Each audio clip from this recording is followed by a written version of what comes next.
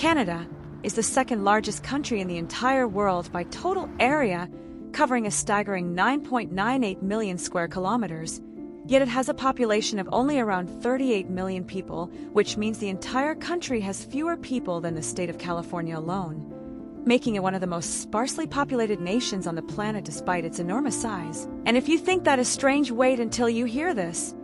Canada actually has more lakes than every other country in the world combined, containing approximately 60% of the world's freshwater lakes within its borders, including Lake Superior, which is so massive that it could hold all the water from the other 4 Great Lakes combined and still have room left over.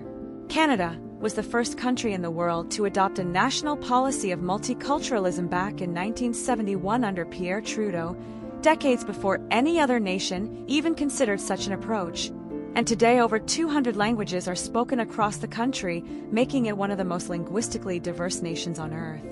Here is something that almost nobody knows. Canada and Denmark have been in a bizarre, decades-long territorial dispute over a tiny uninhabited island called Hans Island, and their method of warfare involves each country's military sailing to the island, removing the other country's flag, planting their own flag, leaving a bottle of Danish schnapps or Canadian whiskey as a gift for the next visitors, and then sailing back home. It is genuinely one of the most polite territorial conflicts in recorded human history.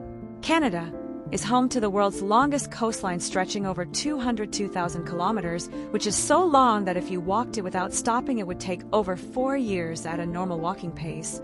And the country also has the world's longest street, Yonge Street in Ontario, which stretches approximately 1,896 kilometers from Toronto all the way to the Minnesota border. Canada invented basketball, the telephone through Alexander Graham Bell, who worked in Ontario, standard time zones which the entire world now uses, the electric wheelchair, the pacemaker, the Canadarm used on the International Space Station, and insulin, which has saved hundreds of millions of diabetic lives globally, making it arguably one of the most impactful invention-producing nations relative to its population size in all of human history.